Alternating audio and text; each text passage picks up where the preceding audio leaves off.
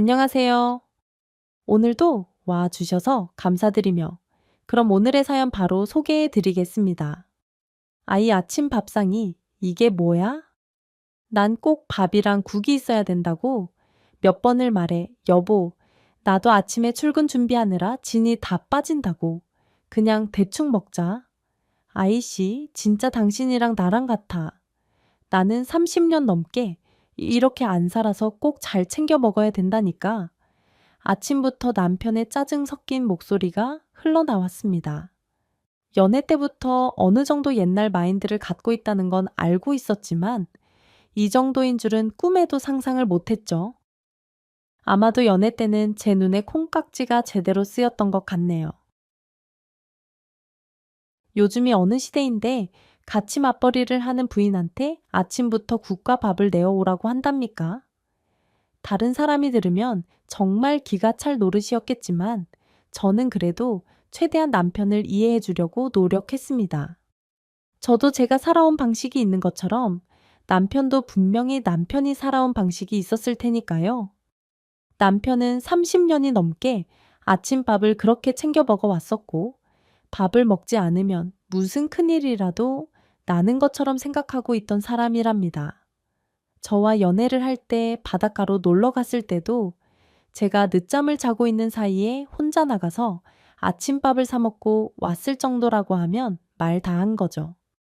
매일 반복되는 삼시세끼에 대해서 민감하게 생각하고 있는 남편을 챙겨주는 것은 여간 쉬운 일은 아니었어요. 예, 결혼 후 주말에도 아침 겸 점심도 먹고 점심 겸 저녁도 먹으며 생활해도 될 텐데 남편은 꼭 제가 차려주는 하루 세 끼의 밥을 모두 다 챙겨 먹으려고 했던 것 같아요. 남편의 사고방식은 조금 옛날 방식이었습니다. 어머님이 연세가 많으셨고 위로 누나가 3명이나 있었는데 아무래도 나이 차이 나는 누나와 연세가 많은 어머님과 어린 시절을 함께 살다 보니 오냐오냐 하면서 떠받들어 컸던 것 같네요. 시골 총석에 있는 남편의 집을 처음 가봤을 때 그때 화 끝냈어야 하는 건데 지금도 그때의 일을 떠올리면 아쉬운 마음이 한가득이랍니다. 결혼을 결심하고 처음 남자친구의 집에 인사를 갔을 때 차로 2시간을 꼬박 달려 꼬불꼬불한 좁은 길을 덜컹덜컹 지나가는데 도시에서만 생활하던 저는 솔직히 좀 놀랐었어요. 이런 저의 모습을 눈치채고 남자친구도 제게 말했습니다. 우리 집이 좀 시골에 있어 내가 전에도 말했지. 어때? 이런 거 처음 와보지. 자기는 도시에서만 계속 자라서 처음에는 많이 낯설 거야. 아, 응. 좀 낯설긴 하다. 근데 공기가 되게 좋은 것 같아. 내가 비염이 좀 있는데 이곳에서 쐬는 공기는 굉장히 깨끗하고 시원한 느낌이야. 그럼 도시 공기하고 같을 리가 있나 나도 감기 걸리고 그랬을 때 여기 와서 이틀만 쉬면 싹 다 낫더라 점점 없어져 가는 시골이니까. 뭐 나름대로 메리트가 있는 거라니까 사람들 일부러 이런 시골 가서 캠핑하고 민박하고 그러잖아? 그렇긴 하지. 남들은 돈 주고 놀러 오는 곳이지. 그래, 맞아. 돈 주고도 놀러 오는데 자기는 평생 공짜로 놀러 다닐 거니까 얼마나 좋아. 안 그래? 남자친구의 말을 들으니 또 그 말에도 일리가 있어 보였어요. 그때는 다들 웬만하면 좋은 쪽으로 포장하려고 애쓰는 시기이기 때문에 초긍정적으로 생각하려고도 노력했었죠. 낯선 냄새를 맡으며 도착한 남자친구의 집에서 맞이한 남자친구, 어머니와 누나들은 수더분하고 격이 없는 사람들처럼 보였습니다. 아이고, 이 먼 곳까지 와줘서 고마워요. 고마워. 아유, 엄마. 고맙긴 뭐가 고마워. 지들 좋아서 결혼하고 싶다고 온 건데 고마워할 게 따로 있는 거야. 맞아, 엄마.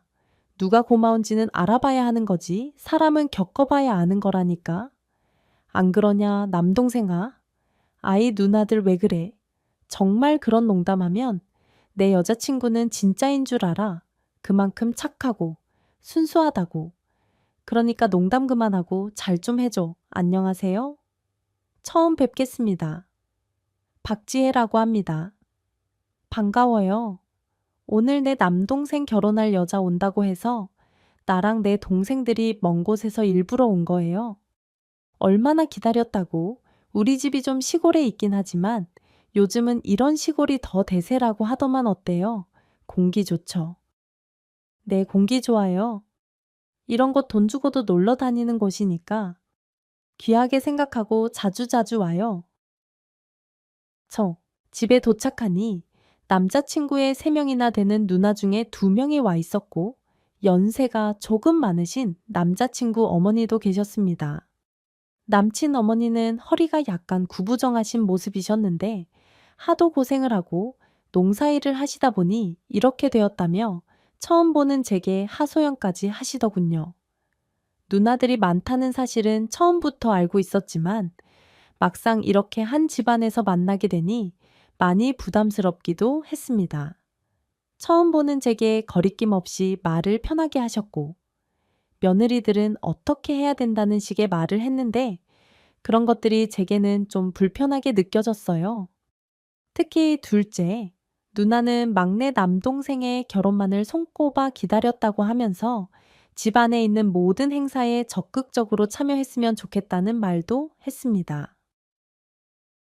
다른 집들은 다 며느리가 이런저런 것들 알아서 준비하고 하는데 우리 집 막내만 짝이 없어서 얼마나 마음이 쓰였는지 몰라. 아유, 이렇게 오니까 내가 마음이 너무 든든하다. 우리 집은 별거 없어요. 그냥 명절 부모님 생신 김장, 뭐 이렇게 남들 하는 거 딱 그 정도밖에 안 해요. 그러니까 그럴 때는 일찍 와서 다 같이 놀아요. 불편해할 거 하나도 없어요. 알았죠? 처음 보자마자 이런 말을 하니 제 마음은 여러 가지로 복잡해지기 시작했었죠. 아직 양가 상견례도 하기 전인데 집안 행사에 자주 오라니 어쩌느니 말을 하는 게 범상치 않다는 것을 그때는 왜 몰랐을까요? 친정엄마는 제가 남자친구의 존재에 대해서 얘기를 할 때부터 많은 걱정을 하셨었습니다. 시골 집안의 막내 아들, 그것도 위로 누나만 3명이 있으니 장남이나 마찬가지인 남자 직업은 그저 그런 직장에 다니고 있으며 오래된 중고차 한 대를 타고 다니며 원룸에서 지내는 이 남자를 엄마는 선뜻 내켜 하지 않으셨어요. 저는 대도시에 살면서 부모님의 지원을 받아 과외도 받고 학원도 다녔었고 나름대로 대학교도 잘 들어갔었습니다. 물론 직장도 괜찮은 곳에 취직을 해서 여러 사람 소개팅도 받았었고요. 몇 명의 남자를 만나면서 뜨거운 연애도 했었는데 아무리 조건을 살펴보아도 결혼을 하려는 이 남자가 최악의 조건이었습니다. 특히나 친정엄마는 다른 것은 다 둘째, 치고서라도 시골에서 연로하신 부모 밑에서 자란 남자들이 너무나도 가부장적인 사고방식을 갖고 있다면서 저와 이런 부분에선 잘 맞지 않을 것이라는 말씀을 하셨어요. 자고로 도시 남자는 도시 여자를 시골 남자는 시골 여자 만나야 한다고 했어. 그래야 서로 통하는 것도 많고 문화적인 것도 비슷하지. 솔직히 너 지금 아침밥 챙겨 먹는 것만 봐도 둘이 서로 너무 다르다고 했잖아. 저번에 만난 남자애들은 다 괜찮더만 하필. 왜 이런 남자랑 결혼한다고? 엄마. 그게 뭐 마음대로 되는 거야. 이 사람 그래도 나름대로 소신 있고 착한 사람이야. 나랑 조금 다른 부분이 있다고 그게 다 나쁜 건 아니잖아. 그리고 난 그런 시골을 갖고 있는 사람도 좋아 보이더라. 남친도 그랬어. 요즘은 돈 주고 캠핑장 가고 그러는데 이건 다 공짜로 누릴 수 있다고. 얘가 아직 뭘 모르네. 몰라.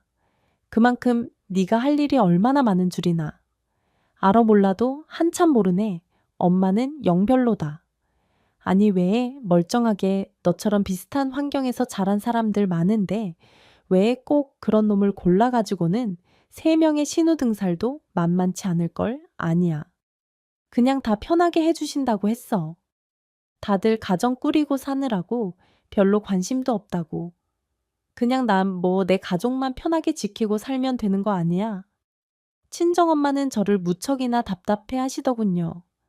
제가 그 당시에는 뭘 몰라도 한참 몰랐으니까 말이죠. 제가 남자친구와 가까워지게 된 계기 역시 여태껏 만났던 남자들과는 너무나도 달랐기 때문입니다. 사또, 음식 남기는 것 굉장히 아까워하고 더러운 것도 손으로 막 만지고 그런 부분들이 제게는 완전히 신기해 보였거든요. 그래도 그 모습이 굉장히 좋게 느껴졌던 적도 있었죠. 남자친구와 사귀기 전에 친구들 몇 명이서 함께 만나 놀았는데 제 친구 중에 한 명이 만취했던 적이 있었습니다. 몸을 못 가눌 정도로 술을 마시고는 길거리에다가 막 토하고 난리도 아니었는데 이 남자가 그 토를 손으로 막 받고 그러는 거예요. 저는 술을 마셔서 알딸딸했음에도 너무 더러워서 피하기 바빴는데 옷에 막 묻을까 봐 손으로 받쳐주는 모습을 보고 정말 깜짝 놀랐습니다. 그렇다고 이 남자가 그 친구를 좋아해서 그런 건 아니었어요. 그때 제 친구는 남자친구가 있었는데 그 자리에만 없었던 것이고 이 남자도 저랑 주기적으로 연락을 주고받던 사이였는지라 둘 사이에는 확실히 아무것도 없었거든요. 저도 모르게 인생이 찡그러져서 더럽지 않느냐고 물었더니 이 남자가 제게 그랬죠. 더러운 것보다 제 친구 옷에 묻은 채로 집에 들어가는 게 더 보기 안 좋다고요. 여자가 술에 취해서 옷에 막 포묻히고 그러면 사람들이 어떻게 생각하겠어? 손에 묻은 거야. 씻으면 되지만 혹시나 사람들이 애를 안 좋게 생각하고 뒷말할까봐 그래도 너무 더럽잖아. 난 못하겠어. 난 어렸을 때 우리 집 소똥도 막 손으로 만지고 그랬는데 뭘, 이 정도면 양호하지. 이거 우리 다 같이 먹었던 안주 아냐? 아무튼 내 친구 집에 잘 들어가게 나랑 같이 택시 타고 데려다 주자. 여태껏 만나왔던 남자들하고는 너무 달라서 좀 생소하긴 했지만 무척 따뜻한 사람인 것 같았어요. 본인이 더러운 것도 다 참고하는 행동이 어른스러워 보였었죠. 그날 술에 취한 친구를 저와 그 남자가 함께 택시로 데려다 준 후 둘이 집으로 돌아가는데 제 옷매못에도 매만져 주었어요. 스카프가 막 휘날려 있던 것도 제자리로 돌려놓아 주었고 머리카락도 술에 안 취한 것처럼 잘 정돈하라며 손으로 쓸어 만져 주었죠. 그때 저는 이미 마음이 많이 흔들렸던 것 같아요. 행동 하나하나가 참 어른스럽다라는 생각에 사로잡혀 그 손길을 잊을 수가 없었답니다. 그날 이후로 저는 완전히 그 사람에 대한 마음이 커져버렸고 친구들 모르게 단둘이 연락하는 시간이 점점 많아졌어요. 밥도 먹고 영화도 보고 어쩔 때는 술도 한 잔씩 마시게 되었죠. 가끔씩 회사가 끝나고 밥을 먹을 때 제가 먹고 싶은 것보다 자기가 먹고 싶은 것, 하고 싶은 것 중심으로 얘기를 할 때가 많았는데 그래도 그런 것 정도는 리더십이 있다고 생각하고 있었습니다. 그러던 어느 날 제 눈을 의심하게 만드는 일 하나가 일어났어요. 그날도 어김없이 회사가 끝나고 함께 저녁을 먹기로 해서 약속 장소로 다가가고 있었는데 그 남자가 어떤 여자와 크게 시비가 붙었지 뭡니까? 참 노랗게 염색한 머리에 팔에 문신까지 있는 그 여자는 길거리에서 담배를 피우고 있던 모양이에요. 그걸로 이 남자가 훈계를 하게 되면서 둘이 시비가 붙었는데 길거리 한복판에서 쌍욕을 하고 멱살을 부여잡고 아주 난리도 아니었답니다. 너무 깜짝 놀라서 얼른 이 남자에게 다가갔는데 이 남자 역시 물러설 생각이 없더군요. 말리는 저를 뿌리치면서 이런 여자는 크게 혼을 나봐야 한다면서 싸가지가 없다느니 버르장머리가 없다느니 욕설까지 퍼부었죠. 그 여자도 이 남자를 보면서 쌍욕을 해댔고 급기야 그 여자의 남자친구까지 현장에 도착했습니다. 현장에 도착한 그 여자의 남자친구는 이 남자의 얼굴을 주먹으로 한 대 날렸고 둘은 서로 엉켜서 서로 주거니 받거니 주먹을 휘둘렀어요. 제가 말린다고 말려보았자 차마 어떻게 할 수 없는 상황이라 그저 지켜보기만 했었고 잠시 후 주변 사람들이 부른 경찰까지 왔죠. 정말 난리도 아니었던 것 같아요. 그 상황에서 누가 잘했다, 못했다를 따지기는 좀 그랬었는데 이 남자는 자신만의 확고한 생각이 있었습니다. 다행히 현장이 다 정리가 되고 경찰서에서 나와 제게 자신의 입장을 이야기해 주더군요. 아무리 그래도 여자가 해야 될 것이 있고 하지 말아야 할 것이 있는 건데 길거리에서 그렇게 서서 침 뱉고 담배 피고 왜 쳐다보냐고 욕하는 거, 그건 좀 아니잖아. 꼭 저랑 연관되어 있는 사람이 아니라도 이 정도는 충분히 훈계해 줄 수 있는 거 아닌가. 난 지금도 도저히 이해가 안 돼. 정말 이해 안 돼.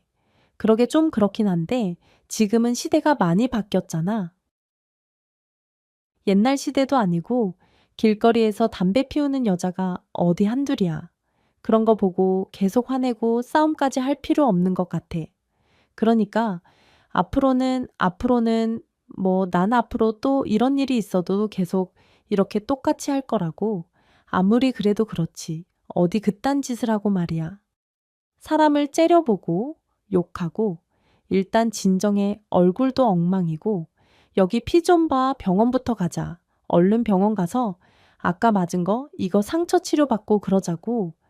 이 남자는 도무지 흥분된 마음을 가라앉히지를 못했어요. 하긴 그렇게 길거리에서 주먹 다짐하며 씩씩대고 싸웠는데 갑자기 차분해질 리가 없죠. 일단 응급실로 데려가서 상처를 치료했고 감정이 차분해질 때까지 기다려 주었습니다. 그리고 조금 마음이 가라앉은 것 같아 맛있는 고기를 사 주었어요. 저녁을 먹으려고 만났는데 몇 시간째 밥도 못 먹고 경찰선이 병원인이 왔다 갔다만 했으니 오죽 배가 고팠겠습니까? 고기를 구우며 허겁지겁 먹고 술도 한 잔씩 먹어 알딸딸해지니 제게 마음을 고백하더라고요. 자신이 조금 젊은 분위기는 아니지만 그래도 자신의 옆에 있어 줬으면 좋겠다고 했습니다. 내가 좀 너무 노인네 같은 스타일일지는 모르지만 그래도 이런 내 옆에 있어 줄 수 있어. 나 그 누구보다 내 사람 아껴주고 사랑해 줄 줄 아는 그런 사람이야. 그러니까 이제부터 나랑 진지하게 만나보자.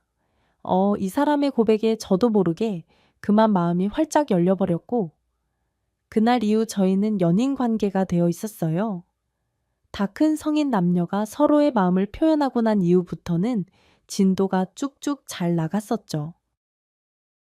서로 매일매일 서로의 마음을 표현했고 함께 있고 싶어 죽는 줄 알았습니다.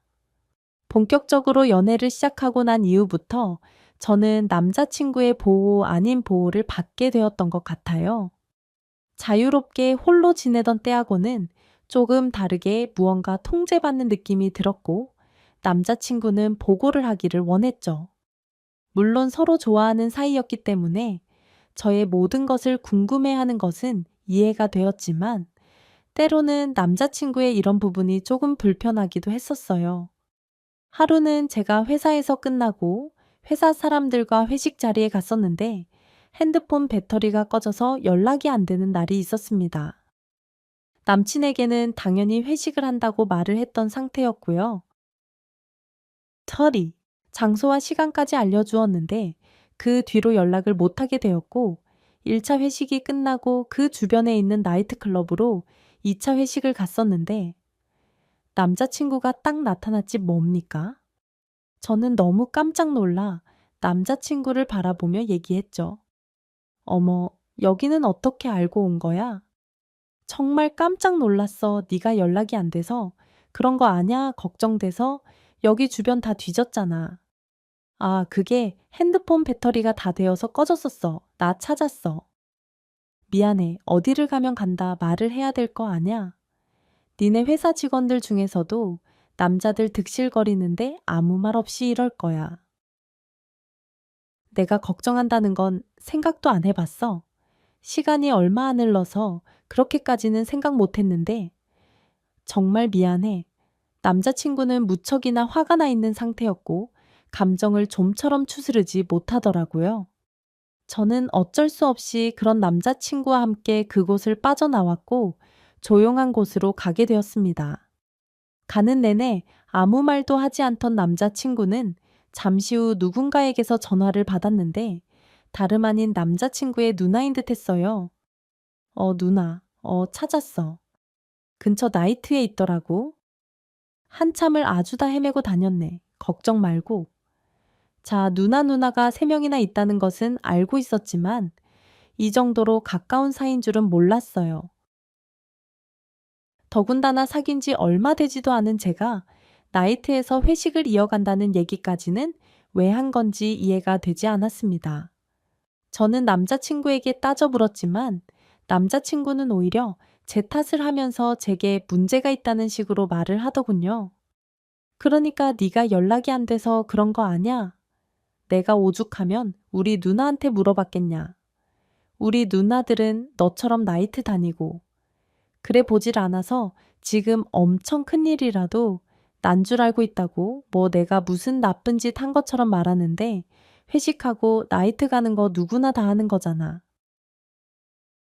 내가 그렇다고 거기서 뭘 한 것도 아니고 자리만 지켰을 뿐이라고. 그런 사소한 것까지 왜 누나한테 얘기를 해서 일을 크게 만드는 건데 일 크게 만들려는 게 아니라 난 걱정돼서 의견을 물어보려고 누나한테 연락한 것뿐이야.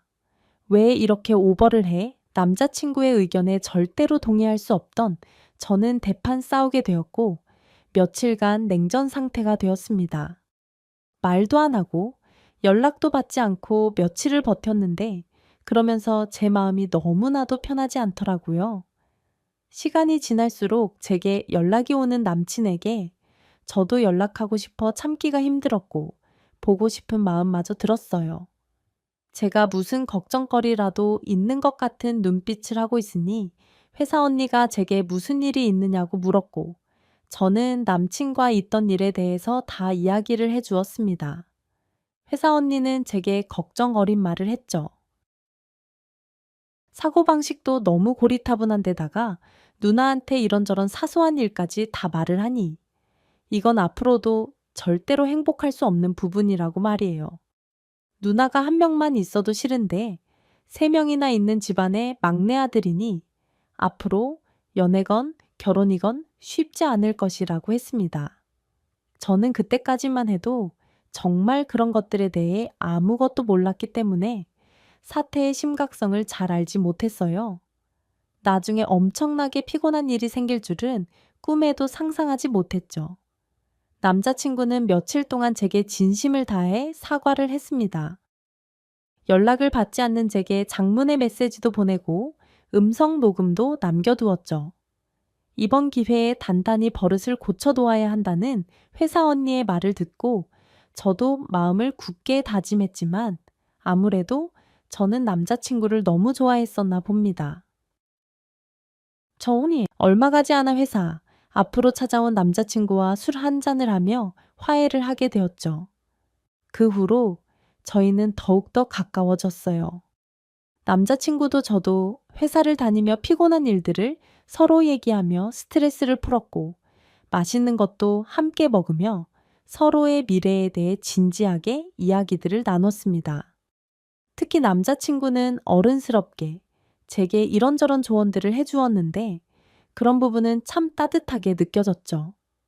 다른 남자친구들이 제게 자신이 힘들다고 징징대고 그랬던 것과 비교하면 달랐던 부분이었어요.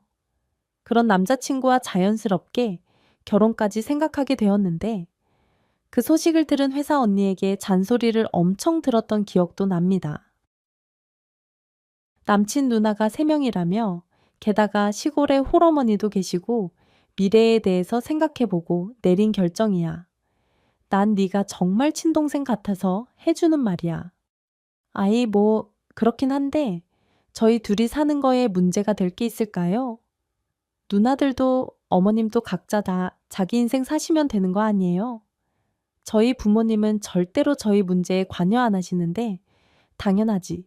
그건 당연한 건데 문제는 그 집안은 그렇지가 않을 것 같아서 하는 말이야. 내가 너한테 몇 번 들은 것만 해도 누나들이 간섭이 어마어마하던데 앞으로는 어떻게 하려고 그래? 그놈 완전히 뭐 누나보이, 마마보이 이런 놈 아니야? 그 가서 누나들한테 다 고자질하고 아닐 거예요. 설마요. 그냥 지금은 아직 결혼도 안 했고 또 저희가 싸우고 그래서 말한 것뿐이죠. 뭐 아유, 아직 결혼을 안 해봐서 모르는 소리라니까. 그런 남자들 얼마나 가부장적이고 자기네 집안 사람들한테 휘둘리는데 마음 먹고 결혼할 거면 초장에 화뿌리를 뽑아놔. 절대로 누나들이나 엄마한테 휘둘리지 않는다고. 이게 나중에 이혼 사유까지 될 수도 있다니까 회사 언니의 강한 발언에 저는 살짝 기분이 나빠지려고까지 했습니다. 이 문제로 이혼까지 할 수도 있다. 어쩐다 하니까 그 말을 듣고 누가 기분이 좋을 수가 있겠어요. 제가 표정이 조금 안 좋은 걸 보고 회사 언니도 더 이상 어떤 말을 하지는 않았지만 결혼을 준비하는 과정에서 이 언니의 말이 참 많이 와닿기 시작했습니다. 남친과 결혼을 약속하고 살 집과 서로가 모아놓은 돈에 대해서도 이야기를 했는데 남자친구는 슬며시 자신의 어머니와 함께 살고 싶다는 뜻을 밝히더군요. 저는 상상도 하지 못했던 일이라서 차마 말을 잇지 못하고 가만히 있었는데 그 다음부터 술술 남친의 입에서 나오는 말은 가관도 아니었습니다. 어머니가 홀로 시골에 계시니 연세도 많으신데 앞날이 걱정된다면서 막내 누나네 집 근처로 이사를 가서 가족끼리 자주 왕래하며 지내자고 하는 거예요. 저는 당연히 회사 근처로 신혼집을 구해서 직장 생활을 편하게 할 생각이었는데 남자친구의 말을 듣고는 좀 놀라기도 했습니다. 그러자 남자친구는 왜 그런 표정을 짓느냐며 어차피 자신이 집을 구해올 것이라고 당당하게 말했어요. 내 말이 그렇게 이상한 거야. 다른 남자들은 홀어머니 모시고 싶어 하는 게 당연한 거야. 내 주변 사람들도 그렇게 생각하고 네가 정 싫으면 할 수 없는데 그래도 난 그러고 싶네. 아, 그게 내가 그런 부분은 생각해보지 못한 부분이라서 그래, 난 당연히 회사 근처로 집을 구할 줄 알았거든. 우리 단둘이 아이 그래? 그러면 좋지. 근데 아직 너는 못 봤지만 우리 엄마 연세가 좀 있으시고 혼자 시골에 사시니까 혹시 앞으로 병원 갈 일 있거나 그럴 때 좀 힘들 것 같아서 얘기해 본 거야. 뭐 네가 싫다면 어쩔 수 없고 아 나는 싫다기보단 좀 생각해 보자. 남자친구의 말에 쉽게 동의를 할 수 없어서 말끝을 흐린 후 집으로 돌아왔어요. 그리고는 그 후에도 신혼집에 대한 이야기가 나오면 은근히 말을 돌리기도 했었죠. 요즘 시대에 어느 누가 시모를 모시고 신우집 근처에 살고 싶은 사람이 있겠어요. 아직 상견례도 하지 않고 양계의 인사도 드리지 않았지만 저희 나름대로 여러 가지의 계획들을 세웠더니 마치 결혼을 한 것처럼 기분이 좋기도 했어요. 몇 가지 의견이 다른 부분들이 있긴 했지만 그것이 뭐 전부는 아니었으니까 말이죠.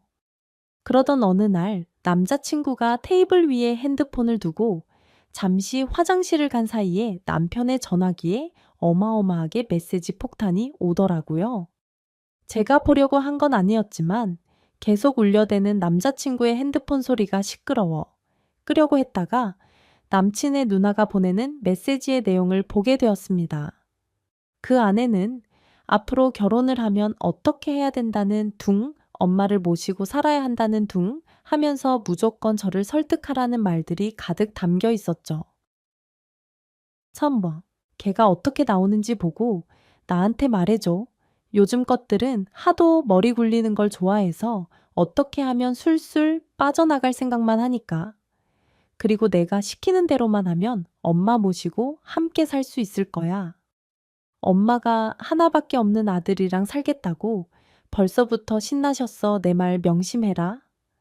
남자친구는 여태껏 저와 했던 이야기들을 누나들에게 모두 빠짐없이 얘기했었나 봅니다. 그 메시지를 보는 순간 회사 언니가 했던 이야기가 확 떠올랐고 결혼에 대해서 두려움이 생겨버렸어요. 그러는 사이 남자친구가 화장실에서 나와 제 손에 들려있던 핸드폰을 확 뺏어갔습니다. 아이, 뭐야? 너 남의 핸드폰을 왜 뒤져? 난 아무리 가까운 사이라도 이러는 거 아니라고 봐. 개인의 사생활이 있는데 아니 어떻게 남의 핸드폰을 뒤져? 아니 뒤지는 게 아니라 메시지가 너무 많이 와서 소리가 시끄러워서 끄려다가 소리만 끄면 되지. 그럼 왜 뒤져서 보는 건데 우리 결혼해서도 이러는 거 절대로 하지 말자. 난 진짜 이런 거 싫거든. 너도 싫은 거 있듯이 나도 싫은 게 있어. 알겠어 불같이 화를 내는 남친을 보니 마음이 복잡해졌습니다. 괜히 그 핸드폰은 가지고는 여러 가지 생각이 드는 것 같았죠. 며칠 동안 깊은 생각에 빠져있던 제게 엄마는 결혼 이야기를 꺼내셨어요. 제가 언뜻 지금 남자친구와 결혼 계획을 세우고 있다는 말을 했었는데 그게 궁금하셨던 모양입니다. 그래도 번듯한 직장도 갖고 있었고 외모도 훈훈했던 남자친구를 사진으로만 보셨던 엄마는 남친을 데려오라고 성하셨어요. 차라리 이때 엄마한테 여러 번 있던 일에 대해서 이야기를 했어야 하는 건데 괜히 엄마가 결혼을 반대하실까봐 말도 안 하고 혼자 마음속으로만 삼켰었던 것이 지금 와서 가장 후회되는 일 중에 하나입니다. 마음속에는 여러 가지 생각들이 있었으나 저는 결혼을 진행했어요. 대신 남친에게 좋은 말로 앞으로 누나들과 저에 대해서 이러쿵저러쿵 다 이야기하지 말라는 약속은 받아냈죠. 그저 오래된 습관이고 누나들이 워낙에 세심하게 잘 살펴줘서 그런 것뿐이라며 말은 해도 절대로 누나들의 말에 휘둘리진 않을 것이라고 이야기를 끝내고 양쪽 집안에 인사를 드리러 갔습니다. 저희 집은 제가 태어날 때부터 대도시에서 살고 있던 집이었고 남친 집은 꼬불꼬불한 길을 따라 구수한 냄새를 맡으며 오랫동안 차를 타고 들어가야 하는 시골 마을이었어요. 태어나서 자란 환경부터가 너무 달랐지만 그래도 이 남자에 대한 믿음과 사랑이 있었기에 대수롭지 않게 생각했습니다. 남자친구 말대로 또 돈 주고 자연을 느끼러 캠핑도 가고 그러는 세상이니까 말이죠. 처음 만난 남자친구의 누나들은 마치 저를 잘 알고 있는 것처럼 대해 주었고 몇 가지 말 빼고는 편안했어요. 제 이름을 불러주면서 결혼 준비하다가 힘든 일이 있으면 편하게 말을 하라고 했고 저는 그게 꽤 좋게 느껴졌어요. 저는 오빠 한 명과 단출하게 자랐는데 오빠는 대학교 때부터 기숙사 생활을 했고 군대를 다녀와서 자취를 하고 있었기에 평소 사소한 일들에 대해서는 상의를 잘하는 편은 아니었어서 더 그랬던 것 같습니다.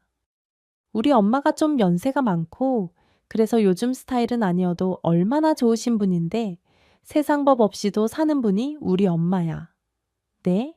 그러신 것 같아요. 너무 좋으신 분 같아요. 평생 이 시골집에서 농사일하면서 등이 다 굽으시도록 자식 키우신 분이거든. 그러니까 앞으로 예비 며느님이 좀 잘해주세요. 아셨죠? 그럼요. 네, 걱정 마세요. 인사를 드리러 남자친구의 집에서 처음 만난 시누이가 제게 한 말이었어요. 그저 저는 당연히 알았다고 잘 대답했었죠. 남자친구의 집이 마냥 편하지는 않았어도 그래도 수수하신 시어머니를 보니 안심이 된다는 생각을 했습니다. 오히려 너무 도시적이고 젊은 시어머니는 이래라 저래라 하시면서 집 비번까지 알려달라고 하신다는데 그럴 걱정은 오히려 없을 것 같아서 좋았어요. 남자친구도 저희 집에 와서 인사를 드렸는데 남자친구의 어른스러운 부분이 참 괜찮다며 칭찬까지 해주셨습니다. 나이에 비해 성숙하고 오랫동안 자취를 해서 그런지 책임감도 강한 스타일이라고 하시면서 앞으로 평생 저를 굶길 걱정은 하지 않는다며 웃으시더라고요. 엄마는 남자친구의 누나 3명이 있는 게 걱정이 되긴 했지만 어차피 결혼을 하면 각자 자기 살기 바빠서 예전처럼 그렇게 관심을 두지는 못할 것이라고 오히려 저를 안심시켜 주셨어요. 그렇게 저는 결혼 준비를 하게 되었습니다. 남친이 가진 돈이 별로 없었기에 집을 준비하는 부분에서 상당히 애를 먹었지만 저희 둘이 앞으로 열심히 적금 들어서 좋은 곳으로 이사를 가자고 굳게 약속했죠. 저도 과소비를 하는 스타일이 아니었고, 남자친구도 막 술 먹고 흥청망청하지는 않는 스타일인지라 아이를 낳기 전에 바짝 벌자고 얼마나 파이팅 넘치는 말들을 했는지 몰라요. 집에 위치를 구하는 부분에서 조금 실갱이를 하기는 했지만 결국에는 제 의사에 따라 주었던 남자친구가 고마웠습니다. 직장에서 지하철로 다니기 편한 곳으로 이사를 했고 그곳은 누나 3명의 집과도 거리가 있는 곳이었어요. 시어머니를 모시는 부분에 대해서도 제가 당장은 아니라는 표현을 했고 남자친구도 제 의사에 따라주는 것 같았죠. 아주 오래된 썩다리 빌라였지만 지하철역 근처에 있는 곳이라 여러 가지 생활 편의의 시설은 나쁘지 않아서 그냥 마음을 조금 내려놓고 결혼식까지 마쳤습니다. 신혼여행도 다녀오고 참 행복한 결혼 생활이 시작되는 듯 했죠. 저도 남편도 결혼 후에 사람들에게 감사 인사를 전하고 회사를 다니느라 굉장히 바쁘게 지냈어요. 한 푼이라도 더 벌어서 빨리 이 썩 달이 오래된 빌레에서 벗어나고 싶은 마음뿐이었어요. 막상 결혼하고 보니 아이를 빨리 갖고 싶다고 하는 남편에게 절대로 안 된다며 철저히 피임까지 하고 이 집을 벗어나고 싶었습니다. 챈들, 한 달에 200만 원이 넘는 금액을 적금을 들었고 저는 정말 아끼면서 열심히 살았어요. 그런데 남편은 점점 자신이 살아온 방식으로 저를 이끌어가려고 하는 것 같았습니다. 함께 맞벌이를 하는 형편에 아침밥을 꼭 챙겨 먹는 습관이 있다면서 제게 신경을 써달라고 하더군요. 아침밥 좀 먹고 싶은데 아이 따뜻한 국도 먹고 싶고 자기야 이렇게 바쁜데 따뜻한 국이랑 밥을 언제 해? 그냥 우리 간단하게 지금처럼 먹자. 떡도 있고 계란도 있고 미리 준비해두면 먹을 수 있는 것들. 내가 좀 먹어보니까 속도 안 좋고 오전에 너무 힘들더라고. 난 혼자 살았어도 꼭 미리미리 끓여서 챙겨 먹었었거든. 누나들이 때마다 한 보따리 준비해서 뭐 반찬이랑 국이랑 해주기도 했고 아이 부탁 좀 하자. 남편의 말을 들으니 또 일리가 있어 보였습니다. 오랫동안 아침밥을 안 먹고 자란 저는 이해가 되지 않긴 했어도 남편도 남편의 방식이라는 게 있으니까요. 어찌됐건 제가 사랑하는 남편이 그런 부탁을 해서 저는 들어주기로 마음먹었죠. 생각해보니 둘이 놀러 갔을 때도 무슨 일이 있어도 아침밥을 챙겨 먹고 싶어 했던 모습도 떠올랐거든요. 전날 퇴근해서 미리 국도 끓여놓고 밥은 예약을 해 두니 나쁘지 않았습니다. 반찬은 마트에서 사오기도 했고 부족한 솜씨지만 가끔씩 만들어주기도 했어요. 입맛에 다 맞지는 않았지만 처음에는 꽤 고마워하는 남편의 모습을 보니 제 기분도 좋았죠. 그렇게 바쁘게 지내던 어느 날 주말의 둘째, 신우와 시어머니가 연락도 없이 집으로 찾아왔습니다. 쉬는 날이라 피곤해서 그저 널브러져 있었는데 너무 깜짝 놀랐어요. 시누이는 저희 집에서 걸어서 3분 거리에 있는 곳으로 이사를 왔다면서 상기된 얼굴로 말했습니다. 올케나? 여기 앞으로 이사 왔어. 여기 역세권이라 살기 괜찮은 것 같아서 말이야. 우리 엄마는 당분간 우리 집에 계실 거고 우리 완전 가깝게 사니까 자주 만나고 그러자 이사를 오셨다고요. 꽤 멀리 사시지 않으셨어요. 어떻게 이렇게 갑자기 실은 내 동생 이곳에 둥지 틀었을 때부터 나도 우리 살던 집 내놓고 집 알아봤거든. 때마침 좋은 조건으로 집 팔았고 그래서 오게 됐지 뭐 누나 최고다. 올해 일이 술술 풀리려나 보네. 자, 알았어. 너무 잘 왔어, 매형은. 아, 이따 저녁에 같이 삼겹살에 소주나 한잔 하자. 우리 집에서 그럴까? 엄마도 오셨는데 그럼 그러자 이따 매형이랑 애들 데리고 올게. 코딱지만 한 집으로 온 가족이 총출동해서 집 안에서 삼겹살을 구워 먹는다니 제 귀를 다 의심할 정도였어요. 아니, 삼겹살뿐만 아니라 이 동네에 이사를 온 것 자체가 전혀 이해가 되지 않았죠. 더군다나 신우가 살던 곳은 이곳에서 차로 1시간가량 떨어진 곳이었고, 이 동네에 아무런 연고도 없었거든요. 신우는 시어머니를 저희 집에 계시라고 하고 홀랑 자신의 집으로 돌아갔습니다.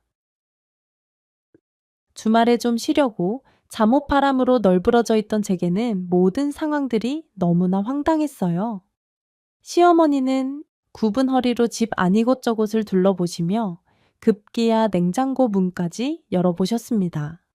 아이고, 세상에 아가, 냉장고가 이렇게 텅텅 비어서 우리 아들 뭐 해 먹이는 거니? 응, 세상에나 반찬도 하나도 없고. 아, 어머님, 저희는 간단하게 먹고 있어요. 주중에는 저도 바빠서 반찬 가게에서 사서 그때그때 먹고 바로 치워서요. 요즘은 반찬 가게도 믿을 수 있는 재료로 만들어서 다 맛있고 좋아요. 뭐 반찬 가게에서 사 먹는다고?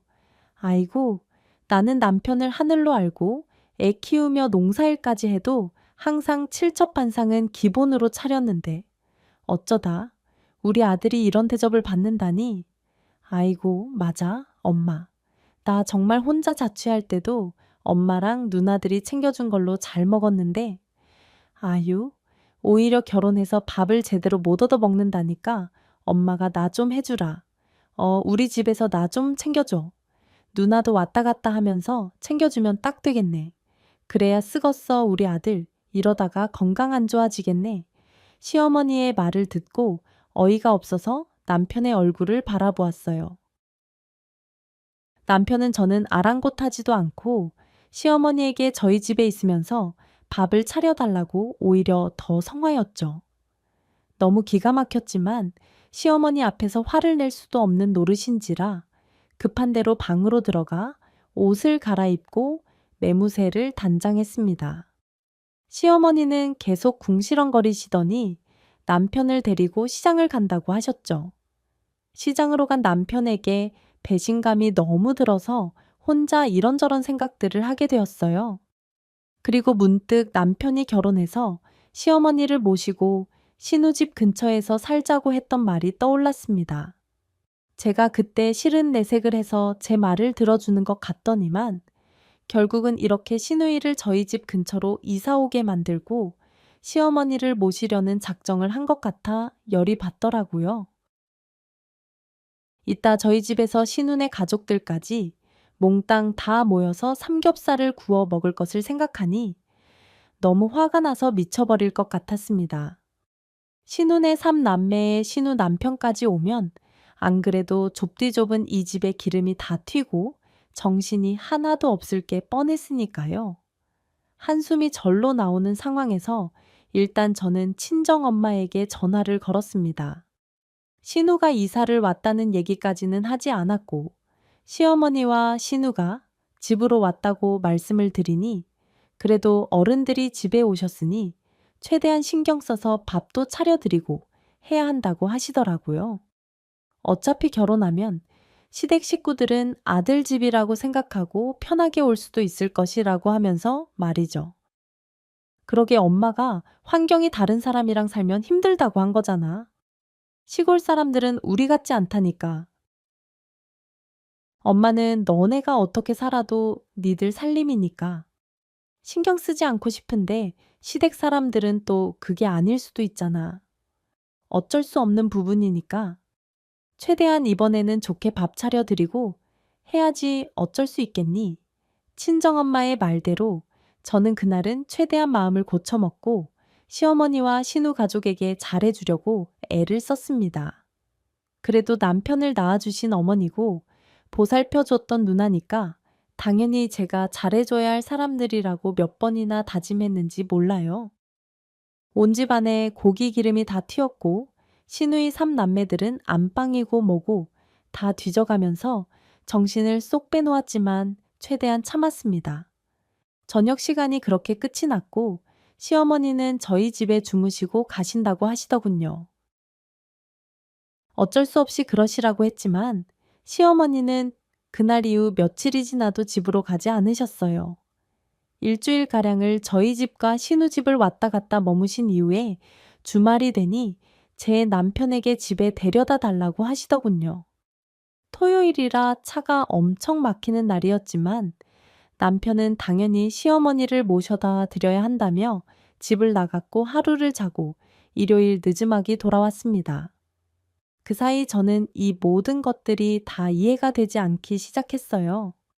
이게 어쩌면 신우와 제 남편이 짜고 시어머니를 저희 집에 모시기로 작정한 것이 아닌가 하는 생각까지도 들었죠. 저 혼자 바보가 되는 것 같다는 생각에 화가 잔뜩 나 있었고 남편이 돌아오자마자 말했습니다. 자기야, 이거 무슨 상황이지? 나한테 설명해줘야 하는 거 아냐? 형님이 갑자기 여기에 왜 이사를 와? 이렇게 갑자기 나한테 한마디 말도 없이 어머님은 일주일씩 왜 여기에 와 계시는 건데? 아니, 우리 누나가 이 동네에 이사를 오던지 말던지 그게 너한테 보고해야 될 일이야. 그리고 우리 엄마가 이 집에 계신 게 싫어. 시골 노인네가 일주일 아들 집에 있는 게 뭐가 그렇게 안 될 일인데 여기 내가 해온 집이야. 내 집이라고 뭐 지금 자기가 해왔다고 생색내는 거야. 그럼 이 집 안에 있는 살림들은 가정 가구 제품들은 이거 그럼 내가 다 해. 컴해 온 거니까 내 거겠네. 그럼 당신도 어머님도 쓰면 안 되지. 안 그래. 아이, 나 진짜 말이 안 통하네. 요즘 것들은 아주 지 생각만 하고 지 편한 것만 생각하고 싸가지를 밥을 말아 드셨나. 원 결국 저는 남편과 크게 다투고 말았고 화가 난 남편은 그 길로 나가버렸습니다. 그런데 문제는 남편이 그 길로 바로 근처에 있는 누나네 집에 간 것이었죠. 그 집에서 자고 다음날 출근을 했는지 집에는 들어오지도 않았고 제 회사로 시누이가 찾아왔습니다. 다짜고짜 제 얼굴을 보자마자 화가 잔뜩 나서 소리를 지르는데 얼마나 황당하던지 말도 안 나왔어요. 올케가 뭔데 이래라 저래라야. 내가 이사 온 거랑 올케랑 무슨 상관이야. 나 참 기가 막혀서 네가 남편 밥상을 제대로 한번 차려줬냐. 아니면 집 구하는데 돈을 보태기를 했냐. 뭘 했다고? 이래라 저래라. 참견질인데 며느리가 됐으면 시어머니가 집에 오시면 최선을 다해서 모셔야지. 그깟 일주일 좀 있었다고 싫은 티를 내 네가 잘났으면 뭐가 잘났어. 형님, 갑자기. 왜 그러세요? 제가 뭘 어쨌다고요? 아주 지 편한 것만 생각하고 우리 집을 우습게 알아. 너 앞으로 또 한 번만 그래봐. 내가 아주 가만 안 둬. 회사로 찾아온 신우는 정말 막무가내로 제게 소리를 질러댔고 덕분에 회사 사람들은 다 그 장면을 목격하게 되었습니다. 그리고 더욱 기가 막힌 것은 그날 밤 남편의 행동이었는데요. 제게 당장 밥을 차려 달라는 둥 하면서 엄청나게 나이 많은 어른처럼 행동을 했죠. 내가 집 구해서 뼈 빠지게 돈 벌어다 줬으면 밥이라도 똑바로 차려줘야 할 거 아냐. 아이, 당장 밥 차려줘. 그리고 내일 모레 우리 엄마 오셔서 며칠 계실 거니까 그런 줄 알아. 시골집 곧 처분할 거야. 뭐라고? 어머님이 또 오신다고? 시골집 처분하시면 어디 사시는 건데? 설마 우리 집에 같이 사신다고? 그럼 하나밖에 없는 아들 집에 살지 어디서 살겠냐? 우리 엄마 소원이 아들하고 같이 사는 건데 그 소원 하나 못 들어주냐? 죽은 사람 소원도 들어준다는데 아이, 아무튼 그런 줄 알아? 얼른 밥 줘. 나 배고파. 그리고 내일 아침밥도 미리 준비해놔. 남편의 황당한 발언에 저는 너무 열이 받아 그대로 밖으로 나가버리고 말았어요. 그리고는 회사 언니를 찾아갔고 회사 언니가 지난날 했던 말을 들을 거라고 뼈저리게 후회를 했죠. 썩 다리 같은 낡고 오래된 빌라 하나 대출 끼고 마련한 것이 뭐가 그리 잘난 거라고 그러는지 도무지 남편의 행동을 이해할 수가 없었습니다. 그래도 회사 언니에게 주저리 떠들고 나니 마음이 조금 편안해졌어요. 늦게 집으로 들어가 보니 남편은 배달 음식을 시켜서 소주를 3병이나 먹고 거실에 널브러져 잠을 자고 있었죠. 옆에는 핸드폰이 있었는데 저는 순간 신우와 남편이 무슨 얘기를 했는지 궁금해서 남편의 핸드폰을 열어보았습니다. 그리고 남편의 메시지 창에 노나색과 함께 만든 단체방이 있었고 그 안에는 저에 대한 모욕과 욕설이 가득했어요. 남편과 신우들은 저를 인연전연하면서 부르고 있었고 잘난 것도 없는 주제에 잘난 척하고 자기 집안을 무시한다는 내용들이 많았습니다. 더군다나 남편은 그 안에 저와 있었던 일 하나하나를 다 물어보았고 누나들이 답변해 준 것들로 제게 했더군요. 그 중에서 가장 놀라웠던 것은 제가 결혼하면서 시어머니를 모시고 싶지 않다고 한 것에 대한 욕이었는데 그때부터 계획을 짜서 신우가 이사를 오게 된 것이었습니다. 도대체 이 집안 사람들은 무슨 생각들을 하고 있는지 전혀 이해가 되지 않는 상황이었고 화가 치밀어 올라 미쳐버릴 것 같았죠. 순간 남편이 코를 골고 술 냄새를 풍기며 자고 있는 모습이 너무 꼴보기 싫어서 발로 남편의 다리를 확 걷어차 버린 후 안방으로 들어와 울었습니다.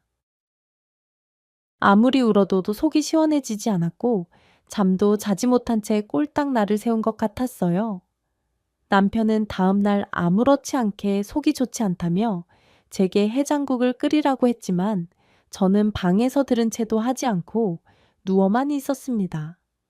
못 들은 척하는 거야. 뭐야? 너는 남편한테 밥도 안 차려주고 어디로 맨날 쏘다니는 거냐?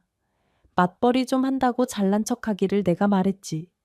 나 오늘 월차 냈고 우리 엄마 모시러 가니까 집 치우고 맛있는 거 해놓으라고. 남편은 이날 시어머니를 모시러 갔어요. 저 역시 더 이상은 가만히 있지 않겠다는 생각이 들었고 어떻게 하면 혼을 내줄까 그 궁리만 했던 것 같습니다. 출근을 해서 회사 언니에게 이 얘기들을 다 하니 회사 언니가 제게 방법을 알려주었어요. 그리고 이렇게 해서 만약에 저를 욕하고 그런다면 더 이상은 살 이유가 없다며 하루라도 빨리 이혼을 하라고 했습니다. 저 역시 더 이상 결혼 생활을 지속하고 싶은 마음이 싹 없어졌기에 이번에는 화끈하게 언니 말을 듣기로 했죠. 퇴근을 하고 일부러 더 늦게 집으로 들어갔습니다. 남편과 시어머니는 저를 기다리다 지쳐 신우은의 집으로 간다고 문자를 남겨두었더군요. 잠시 후 집에 왔다고 이야기를 하니 남편이 씩씩거리며 집으로 왔고 저를 보자마자 소리를 버럭 질렀어요. 너 도대체 뭐 하는 년이야 우리 엄마 모시고 온다는 소리 다 들었잖아. 이게 정말 내가 집하에 왔으니까 칠첩반상은 채소 차려야 되는 거 아니냐 웃기고 자빠졌네. 야, 내가 너랑 똑같이 돈 벌고 있는데 내가 너를 왜 차려줘? 칠첩반상 정말 황당하다. 황당해. 돈 똑같이 버는 건 요즘 트렌드야. 너 좋아하잖아? 요즘 트렌드. 요즘 시대 사람들 다 이런다며? 그건 기본이라니까. 아이 잔말 말고 우리 엄마 모실 생각이나 해. 어떻게 하면 잘 모시고 맛있는 거 많이 해드릴까? 하면서 알겠어. 어딜 시어머니를 그렇게 기다리게 만들어 있시. 나쁜 년. 또 니네 누나들한테 다 얘기하고 물어봤나 보지. 트렌드 같은 소리 하네. 하 지나가던 걔가 웃겠다. 냄새 나는 빌라 하나 대출 끼고 산 주제에 아주 황당하다 황당해. 그래 니네 엄마 모셔. 와 요즘 트렌드대로 내가 해줄 테니까. 너 딴소리 하기 없기다. 분명히 네가 모시고 오라고 했다. 알았으니까 모시고 오라니까. 나 어차피 내일 월차 썼으니까 시간도 많아. 오호, 이제야 정신을 차렸나 보네. 알았어. 내가 당장 모셔올 테니까. 일단 잘못했다고 싹싹 빌어 알겠냐? 남편은 잠시 후 몇 가지의 짐 가방과 함께 시어머니를 집으로 모셔왔습니다. 저는 일부러 잠든 척 연기를 했고 하룻밤을 보내게 되었어요. 시어머니는 뭐라고 궁시렁거리시며 저를 욕했지만 저는 끝내 들은 채도 하지 않았죠. 다음 날 남편이 출근을 했고 저는 계획대로 움직였어요. 시어머니의 짐 가방을 고이 챙겨서 제 채 넣어 두었고 시어머니에게 맛있는 음식을 사드린다고 한 후에 시어머니의 집으로 향했습니다. 놀란 시어머니는 왜 여기로 가느냐며 눈이 휘둥그레지셨죠. 아니 맛있는 거 사준다더니만 어디까지 가는 게냐? 고속도로는 왜 타는 거야? 어머님 그이가 그러더라고요. 요즘 트렌드에 맞게 하자고요.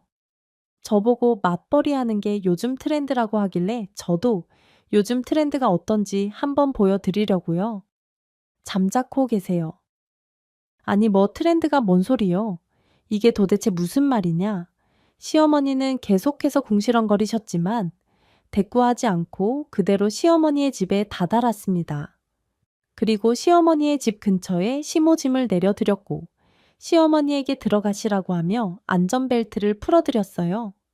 시어머니는 황당한 표정을 지으며 제게 소리를 지르셨는데 더 이상 대꾸도 하지 않았습니다.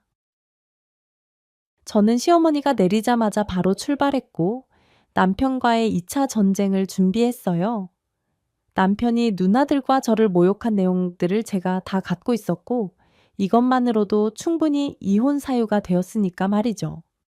집으로 돌아가니 화가 단단히 단 남편과 시누이가 저희 집에 함께 있었습니다. 이게 정말 미쳤나?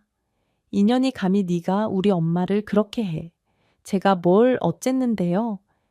요즘 트렌드대로 시어머니 고려장 시켜드렸는데 그게 왜 어때서요? 고려장도 집 앞에 내려드렸으니 너무 행복한 고려장 아닌가요? 뭐가 어쩌고 저째. 야, 너 미쳤어. 고려장. 트렌드 네가 감히 이딴 말을 짓거려. 너는 앞에서는 어른인 척 성숙한 척 해놓고 뒤에서 니네 누나들하고 나를 그딴 식으로 씹으려. 야, 내가 너한테 못한 게 뭐가 있다고 나를 그렇게 욕하냐? 이 머저리 같은 놈아 제대로 뭐 하나 하지도 못하고 누나들 등 뒤에 숨어서는 아유 불쌍하다 이 인간아. 뭐가 어쩌고 저째 이 썩을 년 좀 봐라. 말하는 꼬라지 좀 봐. 이년 똥군형에 돈 쳐넣지 말고 기다리라고 내가 몇 번을 말했냐. 이 싸가지 없는 년 이제야 본색을 드러내는 남편과 시누이의 모습을 보니 그동안 제가 너무나 한심했다는 생각이 들었습니다. 어떻게 이런 사람을 제가 알아보지도 못한 채 결혼까지 했는지 모르겠더군요. 신우는 화가 잔뜩 나서 제 뺨을 때리려고 했지만 저는 그런 신우의 손을 확 잡아서 뿌리쳤고 남편은 열이 받아 개거품을 물고 까무라칠 정도였습니다. 잘 들어 이놈아. 요즘 트렌드가 어떤 건 줄 알아. 맞벌이를 하면 집안일도 육아도 함께하는 거야. 네가 하도 트렌드 소리를 해대서 내가 니네 엄마 고려장 시키는 거 보여줬으니까 다시 한번 나한테 허튼 소리 했다가는 이번엔 진짜 니네 엄마 어디 외딴 섬에 보낼 테니까. 그런 줄 알겠냐. 이런 싸가지 없는 년 네가 감히 어떻게. 야, 너 당장 이혼해. 나한테 위자료 내고 이 집 내가 해온 거니까 감히 꿈도 꾸지 마. 위자료 같은 소리하고 자빠졌네. 위자료는 내가 받아야 되거든. 니네 누나들하고 너한테 받은 정신적 충격에 대한 손해배상 청구 소송할 거고 이 그지 같은 빌라는 네가 다 가져그래 봐야 대출 빼고 얼마 남겠니? 나도 내가 해온 거 다 가져갈 거고 너네 누나들한테 준 금하고 명품 가방 이것도 다 내놔. 하나도 빠짐없이 내가 다 받아갈 테니까. 그런 줄 알아. 결혼을 하면서 누나들에게 해준 금부티와 명품 가방까지 저는 모조리 받는다고 선전포고를 했고 그 집에서 나와 버렸습니다. 이렇게라도 확 지르고 나니 속이 다 후련해졌어요. 회사 언니 말대로 저희 부부의 결론은 이혼이라는 것을 깨달았습니다. 남편은 단 한순간도 자신의 행동에 대해서 미안하다는 사과를 끝까지 하지 않았고 오히려 이렇게 된 것이 모두 다 저로 인해서 일어난 것이라고 했습니다. 어쩌다 제가 이런 바보 같은 누나 보이를 만나게 된 건지 지금 생각해도 어이가 없네요. 저는 그렇게 이혼을 하게 됐고 혼자 몸이 되었습니다. 가족들은 아이가 없이 빨리 이혼을 한 것이 오히려 잘된 것이라며 저를 응원해 주셨고 혼자가 된 저는 오히려 더 일에 집중하며 회사에서도 승승장구하게 되었어요. 하나밖에 없는 귀한 자식한테 그런 짓을 했다면서 시어머니가 저희 친정엄마에게 전화도 하셨습니다. 저희 엄마는 그동안 저를 모욕하고 욕했던 자신의 아들, 딸들부터 교육시키라며 쓴소리를 하시고 전화를 끊으시더라고요. 행복하게 해 드려야 하는데 마음고생 시켜드린 것 같아. 죄송하긴 했지만 그래도 이럴 때 제게 가족이 있다는 게 너무 든든했고 감사했습니다. 또다시 사랑을 할 수 있을까? 두려운 마음도 있지만 그저 제 자신만 생각하고 멋있게 살아가려고 노력하고 있어요. 저의 제2의 인생 응원해 주시면 감사하겠습니다.